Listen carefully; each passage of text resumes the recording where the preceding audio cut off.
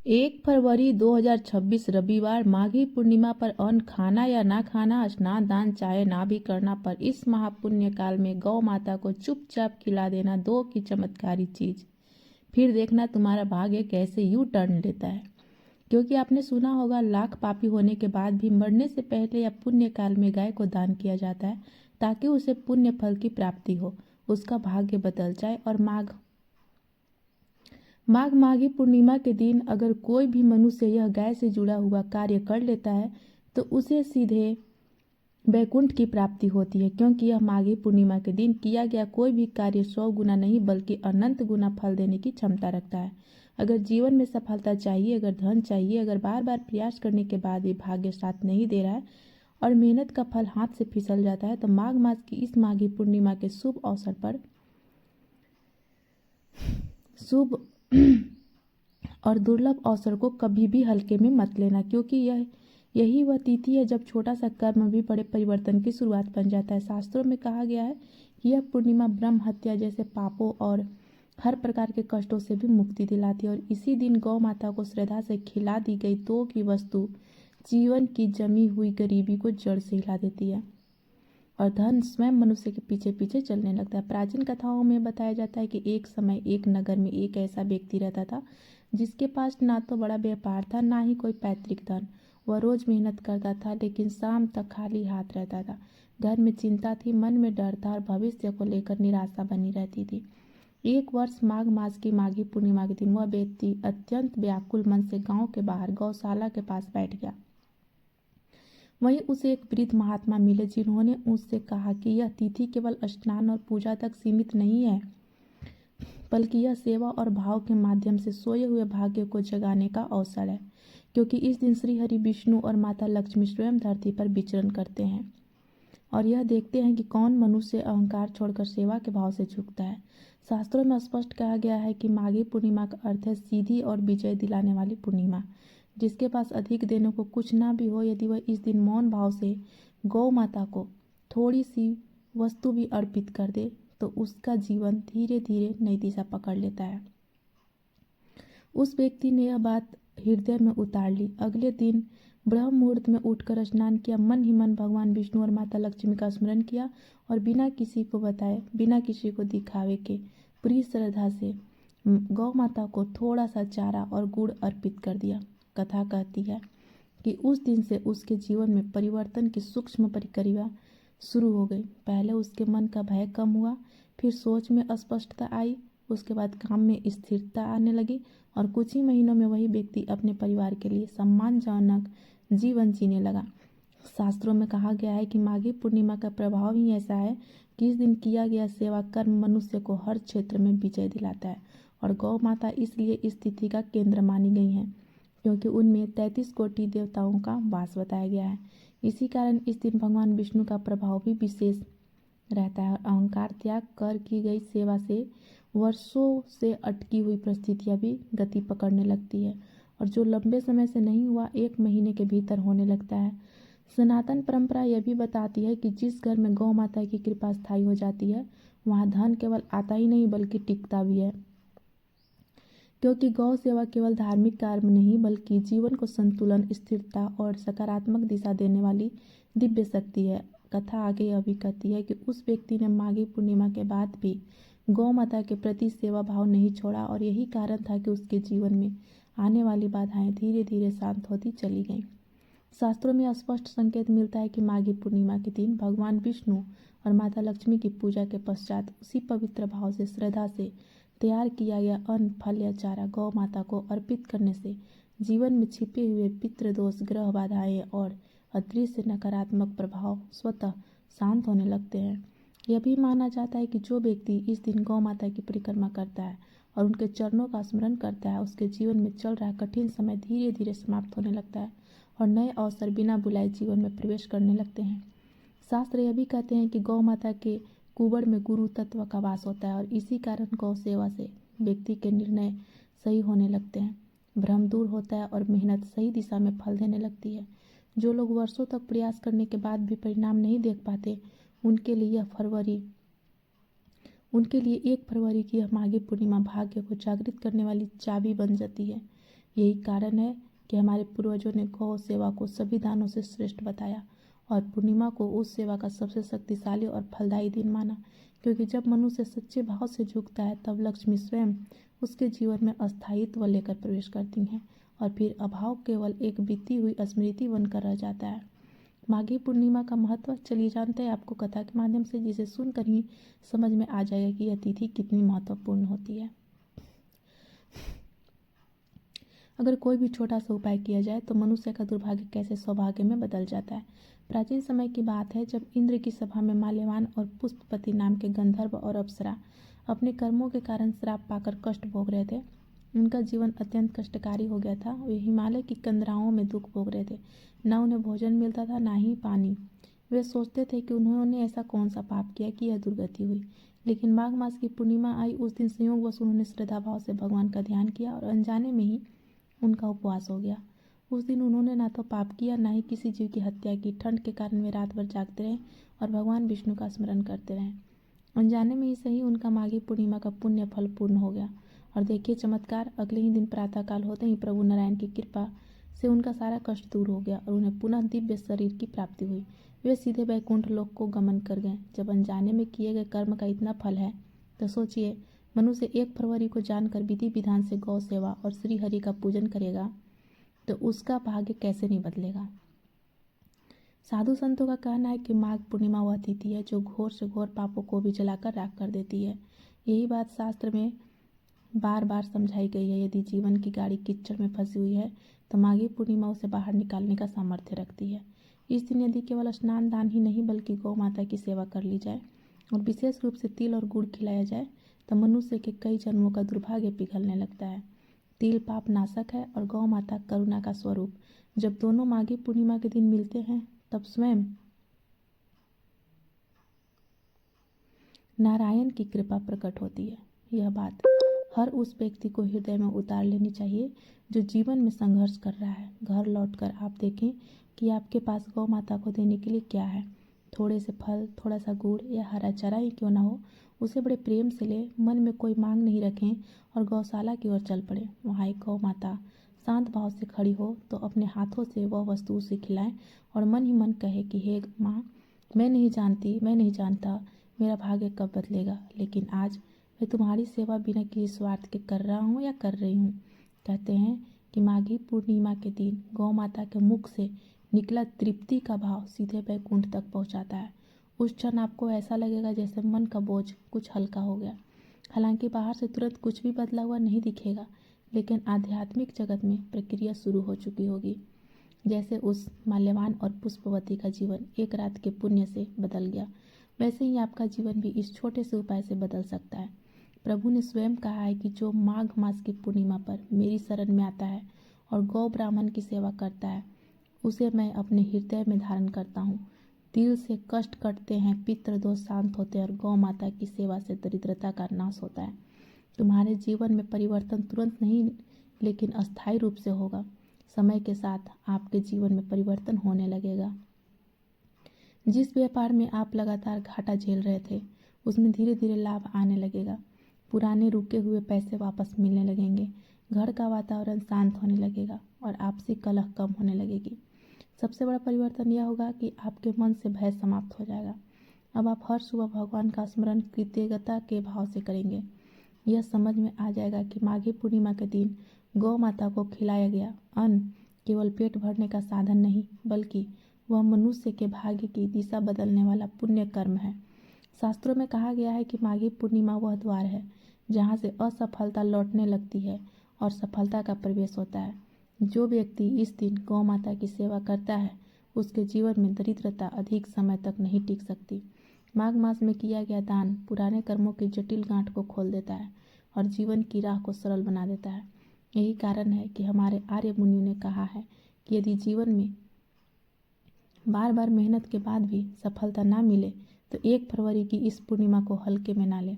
उस दिन श्रद्धा, सेवा और सरल भाव से किया गया छोटा सा कर्म भी बड़े सौभाग्य का कारण बन जाता है। इसलिए माघी पूर्णिमा केवल एक व्रत या स्नान नहीं बल्कि एक अवसर है अपने दुर्भाग्य को विदा करने का और सौभाग्य को आमंत्रित करने का। जो इस दिन गौ माता को प्रेम पूर्वक खिलाता है उसका जीवन धीरे धीरे लेकिन निश्चित रूप से बदलने लगता है और यही इस माघी पूर्णिमा का सच्चा महत्व है। लेकिन दोस्तों, इस दिन कुछ गलतियां करने से बचना चाहिए, वरना पति पत्नी के संबंधों में दूरियां आ सकती है। इसलिए कहा गया है कि पूर्णिमा का महत्व केवल पूजा तक नहीं बल्कि वाणी, आचरण और मन को भी शुद्ध रखना उतना ही आवश्यक है। इसी के साथ दोस्तों, इस दिन तामसिक भोजन का सेवन करना वर्जित है। माघी पूर्णिमा को पूर्णता का दिन कहा गया है और इस दिन विशेष रूप से सात्विकता का पालन करना चाहिए। प्रिय दोस्तों, यदि व्यक्ति के जीवन में धन की रुकावट हो, मेहनत के बाद भी पैसा टिकता ना हो, आय आती हो पर खर्चों में बह जाती हो, तो यह संकेत माना जाता है कि गुरु और शुक्र की ऊर्जा कमजोर या असंतुलित है। ऐसे व्यक्ति के लिए माघी पूर्णिमा के दिन गौ माता को केवल हरा चारा या रोटी नहीं बल्कि पीले रंग के अनाज में गुड़ मिलाकर साथ में थोड़ा सा घी लगाकर खिलाना अत्यंत विशेष माना गया है। पीला रंग गुरु का प्रतिनिधित्व करता है, गुड़ शुक्र की मधुरता को दर्शाता है और घी अग्नि तथा समृद्धि का प्रतीक है। जब यह मिश्रण गौ माता के मुख से स्पर्श करता है तो माना जाता है कि गुरु कृपा से आय के मार्ग खुलते हैं और शुक्र की कृपा से धन टिकने लगता है। यदि कोई व्यक्ति नौकरी में बार बार अपमान, अस्थिरता, बॉस से तनाव या कार्यस्थल पर षड्यंत्र का सामना कर रहा हो तो यह शनि और राहु के असंतुलन का संकेत माना जाता है। ऐसे लोगों के लिए माघी पूर्णिमा के दिन गौ माता को सूखा भूसा, काले तिल, मिले चारे के साथ थोड़ा सा सरसों का तेल सूंघने भर के लिए देना विशेष फलदायी माना गया है। शनि को सूखापन और संयम प्रिय है, जबकि तिल राहु केतु की उग्रता को शांत करते हैं। जब गौ माता इस प्रकार का आहार ग्रहण करती हैं तो व्यक्ति के जीवन से अनावश्यक भय, बाधा और मानसिक दबाव धीरे धीरे कम होने लगता है। यदि विवाह में देरी हो रही हो तो संबंध बनते बनते टूट जाते हो या वैवाहिक जीवन में प्रेम की कमी हो तो यह चंद्रमा और शुक्र की दुर्बलता मानी जाती है। माघी पूर्णिमा के दिन चंद्रमा पूर्ण होता है, इसलिए इस दिन गौ माता को दूध में भीगी हुई रोटी ऊपर से मिश्री या खांड छिड़क कर खिलाना अत्यंत शुभ माना गया है। दूध चंद्रमा का, मिश्री शुक्र का और रोटी पृथ्वी तत्व का प्रतीक है। यह संयोजन भावनात्मक स्थिरता और प्रेम सौहार्द को बढ़ाता है। यदि कोई विद्यार्थी को पढ़ाई में मन ना लगे, याददाश्त कमजोर हो या प्रतियोगिता परीक्षा में बार बार असफल से परेशान हो तो यह बुध और चंद्र की अशांति मानी जाती है। ऐसे में माघी पूर्णिमा के दिन गौ माता को हरे चारे के साथ साबुत धनिया या सौंफ मिलाकर खिलाना एक अत्यंत सूक्ष्म और दुर्लभ उपाय माना गया है। हरा रंग बुध का, सुगंध चंद्र की और गौ माता का स्पर्श बुद्धि को स्थिर करता है। इससे एकाग्रता और स्मरण शक्ति में धीरे धीरे सुधार देखा जाता है। जो लोग व्यापार में घाटा, साझेदारी में धोखा या निवेश में नुकसान झेल रहे हो उनके लिए माना जाता है कि राहु और केतु की छाया कर्म क्षेत्र पर पड़ रही है। माघी पूर्णिमा के दिन ऐसे व्यक्ति गौ माता को नारियल का छोटा टुकड़ा, जौ और थोड़ी सी खीर एक साथ अर्पित करते हैं तो यह राहु केतु के भ्रम को शांत करने का विशेष उपाय माना जाता है। नारियल पूर्णतः, जौ स्थिरता और खीर मानसिक संतुलन का प्रतीक है। यदि किसी व्यक्ति के जीवन में बार बार बीमारी, कमजोरी या बिना कारण थकान बनी रहती है तो यह सूर्य और मंगल की ऊर्जा में कमी का संकेत माना जाता है। ऐसे लोगों के लिए माघी पूर्णिमा के दिन गौ माता को गेहूं की मोटी रोटी पर थोड़ा सा गुड़ और हल्दी का हल्का लेप करके खिलाना शुभ माना गया है। हल्दी सूर्य की तेजस्विता और मंगल की शक्ति को जागृत करती है। नक्षत्रों की दृष्टि से भी माघी पूर्णिमा का दिन अत्यंत महत्वपूर्ण होता है। यदि चंद्रमा रोहिणी, मृगशिरा या हस्त नक्षत्र में हो तो गौ माता को मीठा और स्निग्ध आहार अधिक फलदायी माना जाता है। यदि चंद्रमा मूल, ज्येष्ठ या आर्द्र जैसे तीव्र नक्षत्रों में हो तो सादा, सूखा और संयमित आहार देना अधिक उपयुक्त माना जाता है। जो व्यक्ति आध्यात्मिक उन्नति, ध्यान साधना या मन की शांति चाहता हो उसके लिए माघी पूर्णिमा के दिन गौ माता को केवल हरा चारा और स्वच्छ जल बिना किसी दिखावे के मौन भाव से अर्पित करना ही सबसे बड़ा उपाय माना गया है। कहा जाता है कि ऐसी सेवा से मन के विकार स्वतः शांत होने लगते हैं। यह भी ध्यान रखना अत्यंत आवश्यक माना गया है कि माघी पूर्णिमा के दिन गौ माता को भोजन कराते समय मन में किसी प्रकार की जल्दीबाजी, दिखावा या अहंकार ना हो। भोजन चाहे साधारण हो लेकिन भावना शुद्ध होनी चाहिए।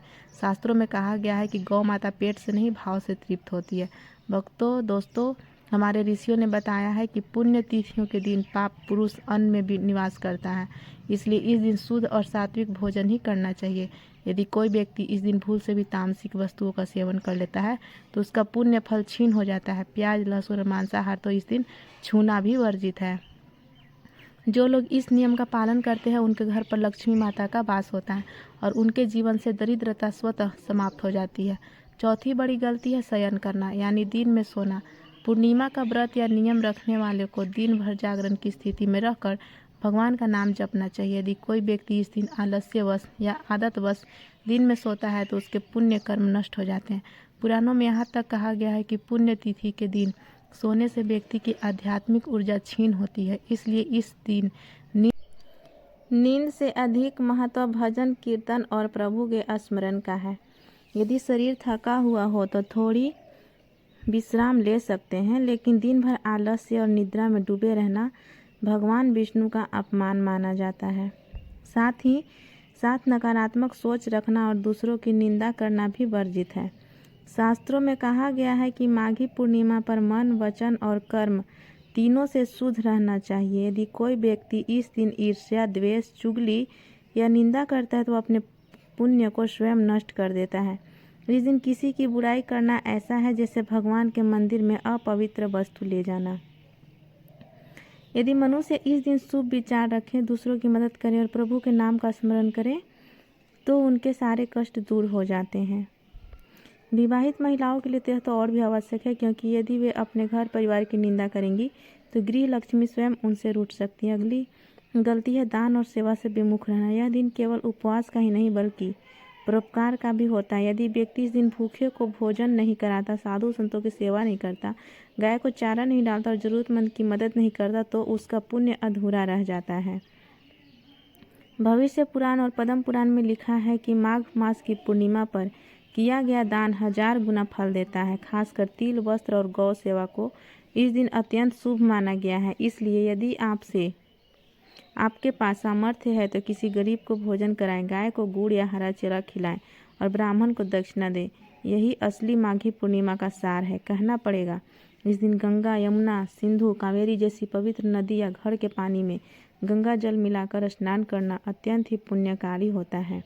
साथ ही इस दिन जो भी मनुष्य भगवान श्री हरि विष्णु जी की पूजा आराधना करता है एवं हमारे शास्त्रों में बताई गई इस चीज़ को भगवान श्रीमन नारायण और माता लक्ष्मी जी को समर्पित करता है तो सिर्फ इतना करने मात्र से ही उसे संपूर्ण यज्ञों के फल की प्राप्ति हो जाएगी। देखिए दोस्तों, श्रीमद् भागवत के अनुसार जिस भी व्यक्ति को अपने जीवन में धन, संपदा, सुख, समृद्धि आदि चाहिए, भगवान श्री हरि जी के साथ साथ माता लक्ष्मी जी की विशेष कृपा भी चाहिए, तो उसे प्रत्येक पूर्णिमा का व्रत जरूर करना चाहिए। लेकिन यदि सभी पूर्णिमा का व्रत करना संभव ना हो तो कुछ खास पूर्णिमा तिथि है, जैसे कि माघी पूर्णिमा का व्रत तो प्रत्येक मनुष्य को जरूर रखना चाहिए। वहीं शास्त्रीय मान्यता है कि इस दिन जितना भगवान श्रीमन नारायण पूजा पाठ, व्रत, उपवास से प्रसन्न होते हैं, उससे कई ज़्यादा प्रश्न सिर्फ इस एक चीज़ के दान से हो जाते हैं। इसलिए यदि व्रत उपवास करते हैं तो बहुत अच्छी बात है, पर यदि व्रत नहीं भी रखते हैं तो कम से कम माघी पूर्णिमा के दिन अपनी सामर्थ्य अनुसार दान अपने और अपने पूरे परिवार की सुख समृद्धि के लिए जरूर करें। पंचांग के अनुसार 2026 में माघी पूर्णिमा तिथि की शुरुआत 31 जनवरी को रात 9:36 पर होगी। वहीं पूर्णिमा तिथि का समापन अगले दिन 1 फरवरी रविवार को शाम 6:40 पर होगा। क्योंकि 1 फरवरी को पूर्णिमा तिथि सूर्योदय से लेकर शाम तक विद्यमान है, इसलिए माघी पूर्णिमा का व्रत और स्नान दान 1 फरवरी 2026 दिन रविवार को ही किया जाएगा। देखिए दोस्तों, इस बार पूर्णिमा तिथि रविवार को पड़ रही है, जो सूर्यदेव का दिन है। शास्त्रों में वर्णित है कि माघ पूर्णिमा पर सूर्यदेव को अर्घ्य देने का विशेष महत्व है। इसलिए सुबह स्नान के बाद तांबे के लोटे में जल, लाल फूल और तिल डालकर सूर्य को अर्घ्य अवश्य दें। ऐसा करने से व्यक्ति का मान सम्मान बढ़ता है। साथ ही साथ इस दिन भगवान श्री लक्ष्मी नारायण जी की विधिवत पूजा अर्चना करके घर में सत्यनारायण भगवान की कथा करने वालों पर आजीवन कृपा बरसती है। भक्तों, इस पूर्णिमा के दिन सबसे पहले आपको कोशिश यही करनी चाहिए कि आप सूर्योदय से पूर्व उठ जाएं। उठकर स्नान आदि कर्मों से निर्वृत्त होकर भगवान के मंदिर को साफ करें, भगवान को स्नान कराएं, उनका पंचामृत से अभिषेक करें, फिर गंगा जल से शुद्ध करके भगवान को श्री विग्रह अथवा चित्र को पीले वस्त्र पहनाएं एवं सुंदर पीले फूलों की माला उन्हें अर्पित करें। फिर भगवान श्री लक्ष्मी नारायण के सामने या लड्डू गोपाल के सामने बैठकर आपको पूर्णिमा तिथि के व्रत को करने का संकल्प लेना है, जिसके लिए माघी पूर्णिमा के दिन प्रातःकाल जल्दी उठकर स्नान करें और स्वच्छ वस्त्र धारण करें। इसके बाद घर के पूजा स्थान को साफ करें और भगवान विष्णु की मूर्ति या चित्र को पीले वस्त्र पहनाकर स्थापित करें। अब एक दीपक जलाएं और हाथ में जल, फूल, तिल या चावल लेकर व्रत का संकल्प करें। ओम श्री लक्ष्मी नारायण नमः। मैं श्री हरि की कृपा पाने के लिए माघी पूर्णिमा व्रत का संकल्प करता हूँ या करती हूँ। हे प्रभु, मुझे यह व्रत श्रद्धा और नियम से पूरा करने की शक्ति दे। अब भगवान विष्णु की पूजा करें। पहले उन्हें जल, अक्षत, चावल, पीले फूल और तुलसी पत्र अर्पित करें। इसके बाद धूप और घी का दीपक दिखाएं। यदि संभव हो तो पंचामृत से भगवान को स्नान कराएं। केवल गंगा जल छिड़कें। पूजा में पीले फल, तिल के लड्डू, मिष्ठान और तुलसी के पत्तों के साथ भोग अर्पित करें। इसके बाद भगवान विष्णु के मंत्रों का जाप करें, जैसे ओम नमो भगवते वासुदेवाय। इस मंत्र का 108 बार जप करना विशेष फलदायी माना गया है। आप चाहे तो विष्णु चालीसा, विष्णु सहस्त्र नाम का पाठ भी कर सकते हैं। दिन भर व्रत रखें। यदि आपने निर्जल फलाहार या एक वक्त एक समय भोजन का संकल्प लिया है तो उसी अनुसार पालन करें। आपका यह संकल्प पूरा हुआ। अब आपको भगवान को भोग लगाना है और उनकी आरती करनी। अब जानते हैं माघी पूर्णिमा के संध्या विधि। सुबह के संकल्प के बाद शाम को चंद्रोदय होने पर चंद्रमा को अर्घ्य देना ना भूलें। माघी पूर्णिमा पर चंद्रमा अपनी 16 कलाओं से परिपूर्ण होते हैं। अर्घ्य देने के लिए जल में थोड़ा कच्चा दूध, चीनी और सफ़ेद फूल मिलाएं। ऐसा करने से आपको निश्चित तौर से जीवन में चल रही परेशानियों से, मानसिक तनाव से छुटकारा मिल सकता है और आप सफलता की ओर अग्रसर होंगे। रात्रि को भगवान विष्णु का ध्यान करते हुए जागरण करें। भजन, कीर्तन और मंत्र जप के साथ यह रात्रि भगवान को समर्पित करें।